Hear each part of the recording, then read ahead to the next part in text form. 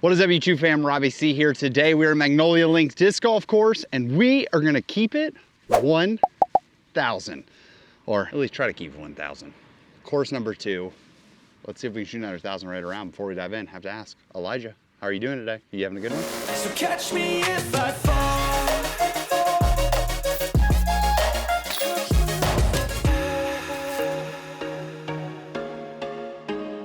All right, so for those of you who have missed the first 2 episodes of this series is about pushing myself to see what it takes to shoot competitive disc golf.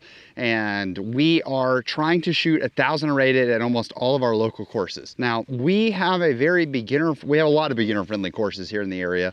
And Pinson, very much a pitch and putt. There's very little elevation change. Trying to find what 1,000 rated is on that course was honestly a little difficult, just because a lot of players will avoid the pitch and putt courses. A lot of the better players will avoid those for ratings because they're very much birdie or die. We actually, here at Magnolia Links, I just hosted a couple weeks ago the Birdie Fam Takes Over Birmingham, which is where I invite my Patreon community to come into town. We do a live event, and we actually had a tournament out here.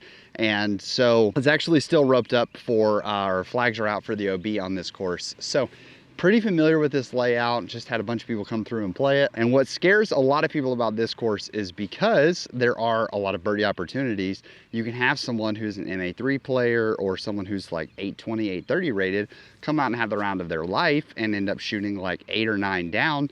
And that means that if you shoot the 1,000 rated line, it could really diminish things. So I want to do a quick lesson on ratings and why this series, while fun, does have a little bit of like a ambiguity to it. All right, so there are a couple things that factor into the rating of a course or how the rounds are rated, but my understanding is that there are 3 major factors that really play into it and make the course sort of rate better or rate worse. The first is going to be OB. If there is heavy OB on a course, that means that there's going to be scoring separation because players are automatically going to be losing strokes to the course, because if you go OB, you literally just dropping the disc, that's a stroke to put it back in bounds to then throw from there. The second factor that really plays into it is the players in the field. If you have higher rated players in the field, that means that the rating ceiling could technically go up because you're going to be scoring against them. That is probably, I think, the most ambiguous aspect of it is because they're called propagators inside of the PDGA algorithm. It's definitely true that when higher rated players show up, if they play well, the ratings are also higher. Now, the rub of that is that if a higher rated player is in the field, but like I mentioned in the second ago, where an 820 rated player shows up and there's not that much of a scoring separation between the two of them, then that's really going to hurt the ratings on both sides. It's going to be really positive for the lower rated player, and it's going to really hurt the higher rated player, which is what scares, like I said, those higher rated players from coming around and playing these somewhat easier courses. And the third factor that probably has the most effect is the weather, or the quote conditions. So on a course like Magnolia Links, where it's a little more open, the wind can get real squirrely really fast, and you can take some of these easier 200-foot holes and add a ton of wind with very few trees to actually block them, and suddenly the putting and the approaches and everything just gets a whole lot more difficult, and those OB lines seem to creep in a lot more. So with all of these factors sprinkled in, you pile them all, and this plus this plus this, and A plus B plus C equals the rating. Or at least it should. The reality is you can add in like a divided by D, which is the PDGA's special sauce that no one really knows what's going on with it, but they got something that really tweaks those numbers a little bit. So with all of these factors considered, I'm gonna stop talking here and try to get to hole 1 for you guys to check it out. So we're trying to shoot anywhere from an 11 to 13. Now, depending on the conditions, depending on the day, obviously that affects things. The 11 under has actually been scored as 1,006 2 different times. We're going to say, well, 11 down gets us off this course to show you and start moving towards the more difficult courses. Our goal is to shoot a -12 so that we feel incredibly confident that we did it. There is definitely wind today. I can see this flag moving. It's literally creeping up behind me right here. So the weather is nice, but there's definitely gonna be some wind to contend with. So we'll see how it goes. Let's dive into hole 1. Also, shout out Empire Disc Golf. Crushing it out here, another disc golf channel. He is a young guy focused on the big distance. So check it out. Funny world where he's out here shooting a video live too. All right, so hole 1, 195 feet. The OB to speak of is the Rhodes OB and there is an OB, like this ditch is OB, and there are pink flags that denote it. We're gonna try to just throw this 200-foot forehand, park it right next to the basket, and call it a day.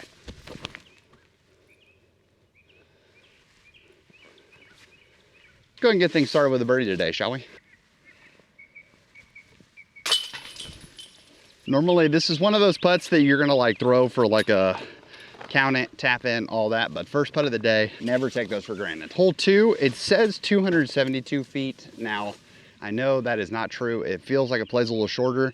There is OB on the left side, but it actually, the OB stops a little bit away up there. Road is obviously OB as well. This tee box actually used to be about 25 feet back. So because of that, it plays a little shorter.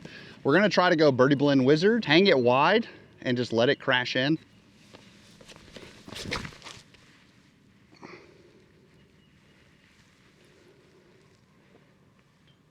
That's gonna be nice. It sat eventually. Whoop. Wish that it stayed a little closer. I will also say that my first MPO tournament, I actually ended up in a playoff for first with a guy named Tim Keith. Masters world champion, has 3 world titles to his name. We both ended up downhill. He was all the way down here inside the rocks. OB sitting right behind the basket. Like I said, 10 feet, and I dared him to go for it. And sure enough, bang, he sent it, made the putt, and won the playoff. All right, hole 3, 235 feet. Personally, I'm always excited to get the birdie on this one, but what I like to do is I like to try to go this justice on a little forehand flex. Usually tries to give me a putt. Worst case scenario, hopefully, I've got a long putt, but best case scenario, we're gonna be hopefully under the basket.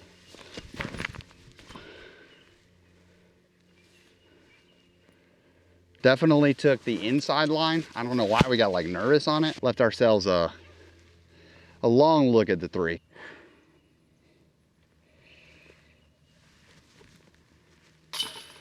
Little 30-footer, saving the birdie. That's a good start, ladies and gentlemen. This hole is 350 feet. It's dead straight. It looks like a little triple mando up there. It's not actually a triple mando. I don't know why this shot lives rent-free in my head, and because of that, I put too much on it hyzer wise, and then I end up fading into this OB ditch that is the whole right side. So I'm gonna go a like flex forehand, and if it fades out right, that's fine. I've got no issues with that whatsoever. It is uphill the whole way, so it plays a little longer than that, but we're gonna try to throw this forehand up through this gap and see what we can do.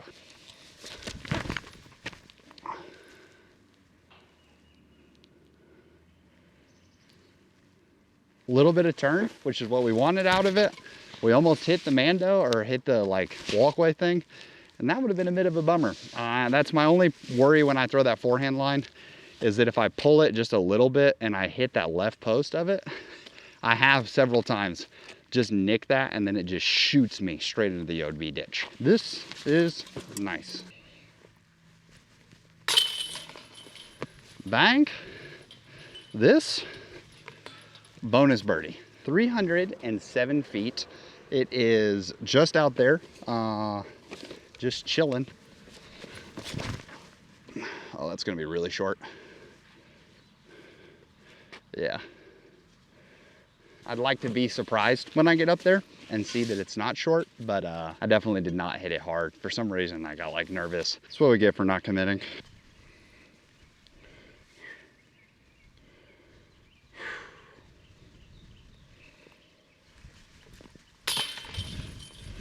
Okay, that was gross. I wasn't committed at all. Like, I was so scared on that putt. We had like a little gust of tailwind come up, and I 1000% let that get in my head, and I was like, don't mess this up, don't mess this up. Now, 190 feet, that may sound eerily similar. 190 feet, somewhat wide open, sound eerily similar to another hole that we already played, which was hole 1. So this tree on the right that looks a little like stripped of its bark and everything, it's technically a mando left. You have to go left of it. I'm gonna throw the exact same thing, try to throw the same thing that I threw on hole 1, maybe give it a little more this time. More of a headwind this time, and that bounced up and hit the pole. Game is alive. These are the kind of things we like. Okay. If our goal was 12 down, we just got to birdie half the holes that are left, because 6 down through 6, yeah, we just got to birdie half the holes that are left. Par's completely acceptable here. You know, I talked about in like a defending Bavanza video. That's kind of the joy of having a target goal in mind when you step up to a course, is you can adjust your expectations on when you want to be aggressive and when you don't. So like hole 7 is one that, you know, I've said it's like, I'd like to get a birdie there. It's very doable, but also probably one of the more, I would put it in the top 3 most dangerous holes we have left in terms of scoring variance. All right, hole 7 coming in 281 feet. This is definitely this is a hole that I have personally adopted. I love this hole. I think it, in my opinion, is the best hole on the course. Double Mandos. So one of the tricks here is that I like to go backhand normally, because if I'm feeling good, but the backhand to me really does bring in missing some of the Mandos, because the way the tee box is positioned is actually positioned much more towards the right side of the Mando.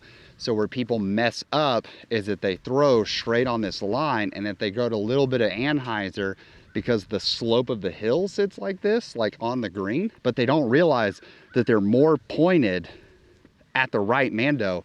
So most people end up pulling it right. So our safe play is, I'm just gonna grab pig on a forehand. If it gets all the way down there, fantastic. 281 is max distance for me throwing this. I'm not trying to push it too hard, just trying to make the Mandos.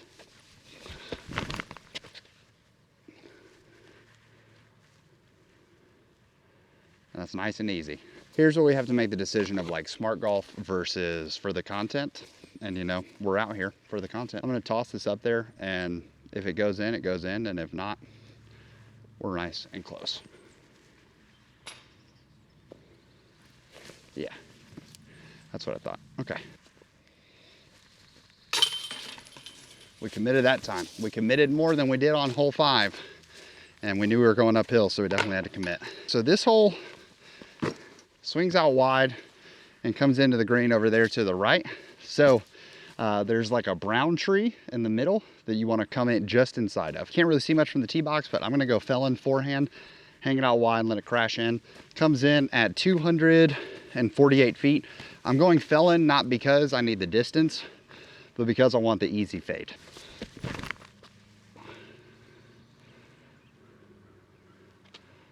Left ourselves a nice easy putt, like 20-footer. Let's drain it. Like I said, the beauty of coming in with this 9-speed is I can play it so wide, which is so safe. And because I go to a faster disc, instead of at 240 feet, can I throw a pig at it? Sure. The pig, if I put the juice on it, it's a putter at the end of the day. So it's not gonna have as much fade as a 9-speed is when you just let the 9-speed run out of gas. Hole 9, this is one that I think tricks people up quite a bit. 185 feet.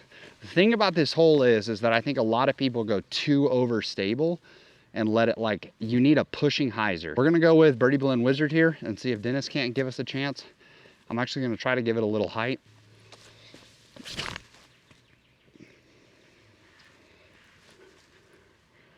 Bank. That's the beauty of, instead of throwing the overstable disc, that you have to swing wider, which when you swing it wide, you bring those straight trees into play.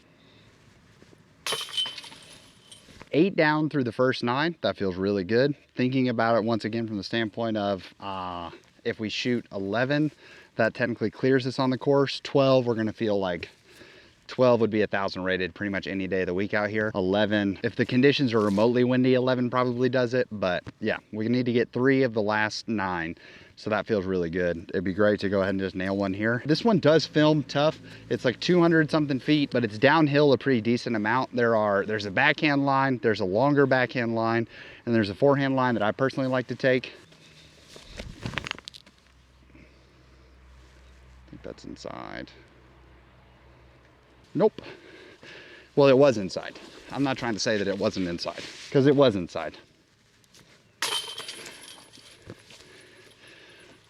Talked about it, and I think the first episode of Keep It 1000. Sometimes you walk up and you just look at a putt and you're like, okay, sick. That feels like an easy one.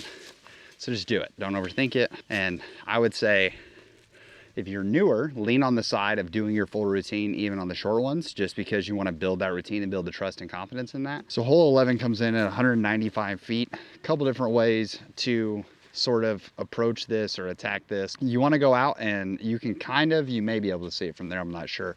There's a sort of dead patch of like dirt right there, and you want to go about 20 feet past that and then immediately right. There is a multitude of gaps that lead towards the basket. The two tricks here are that this is the power line hole, so there is a power line that runs across the top, and you can get unfortunate and like hit it. You do want to fade in before the creek, but it's 195 feet, which is only 5 feet farther than two holes that we've thrown already that are 190 feet.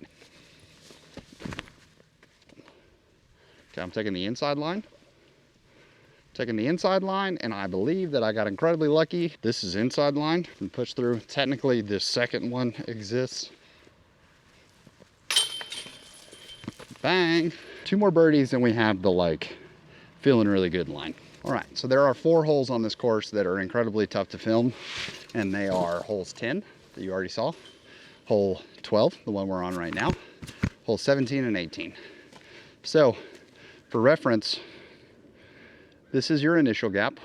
I mean, I can almost, yeah. I like to go with an unconventional route here that I was taught by my friend Bree. She threw a forehand roller on this. The goal is I'm gonna try to put this down on a forehand roller, and I'm trying to land it this route and next to that route right there. Here we go.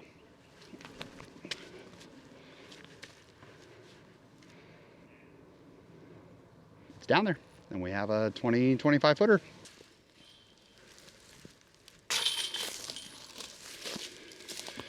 Whoop, whoop. This hole is 155 feet. Traditionally, I take a backhand and I throw it right through this gap. That's what I normally do. But there is a local guy. His name is Brandon Morgado. He runs a he runs an Instagram account called Learning Disc Golf. He was like, "What are you throwing on this hole?" And he threw a backhand skip shot, with a driver, and then this forehand turnover. And I was like, I've never thought about the forehand turnover. And I thought, that's kind of sick. So we're already at 11. So I'm gonna try and see if I can't get this forehand turnover.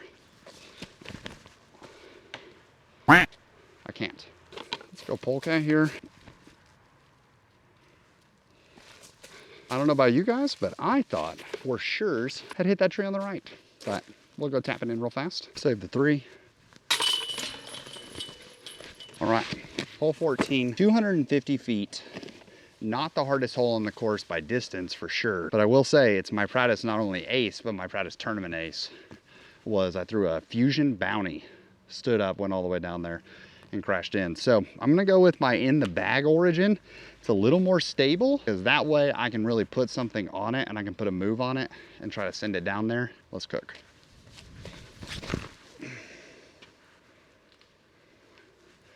We did indeed not cook.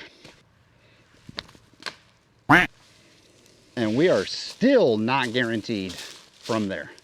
Yeah, this is tough. We're gonna go origin roller and try to get him to turn. As good as we can do. We're losing at least 1 to this hole. Let's make a putt. Okay, so 1 into the woods.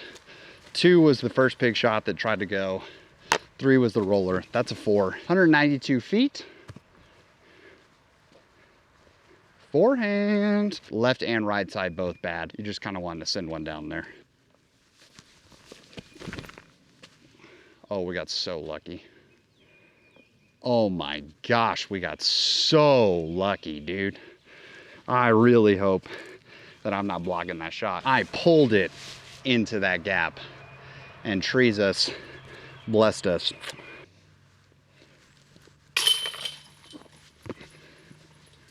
We count that. Gotta capitalize. If we're gonna throw that bad of a shot and get that lucky that it makes it through that gap and then gets the tree kiss to kiss back out here. If trees gives, you must make sure bad putteth do not taketh away. Hole 16, 189 feet.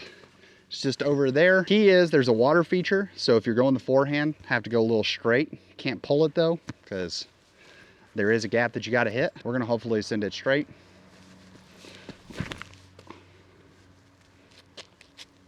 And we missed it in the air. We got a big skip. We are gonna be deep of the basket. Another 30 footer. We've got to commit here because there is a tree in the way, so it's got to be zipping. I told you that tree was in the way. That tree was in the way.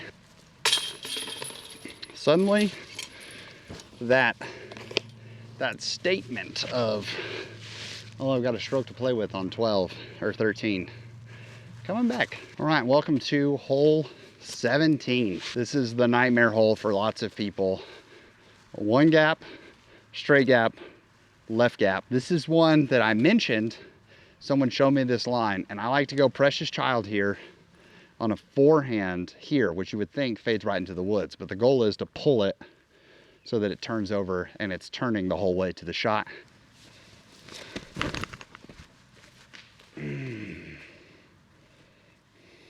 I liked it. I liked it. We still got about 100 feet into the pin. I'm gonna go birdie blend wizard. I'll probably go pig.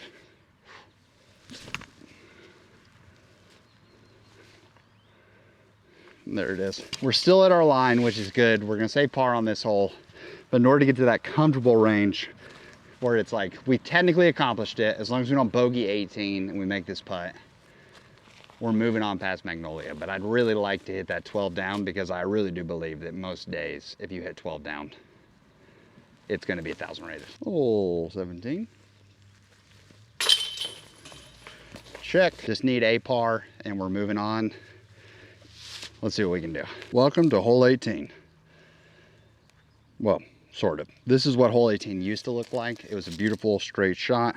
There is a light pole inside this now compound they used to have to throw left of. Then they built this pavilion, which was like, okay, cool.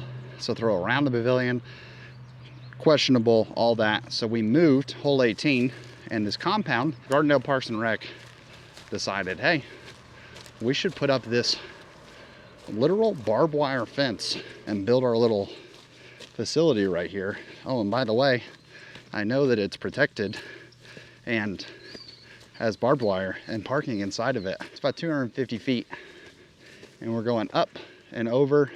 You may be able to see, I'll check in the camera, you can very faintly see the top of the practice basket over here. Just to be safe and know that we're gonna give it enough juice and we're gonna get over there, because this barbed wire fence does extend straight as well, we're gonna go Eclipse Reactor on a hole that definitely doesn't need it. Hang it over at the practice basket and let it fade into the basket.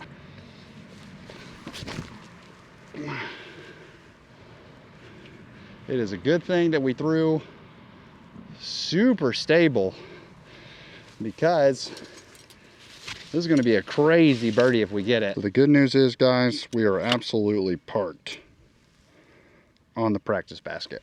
Let's see if we can't make, like I said, like a 40 footer. Maybe a little more than 40 footer.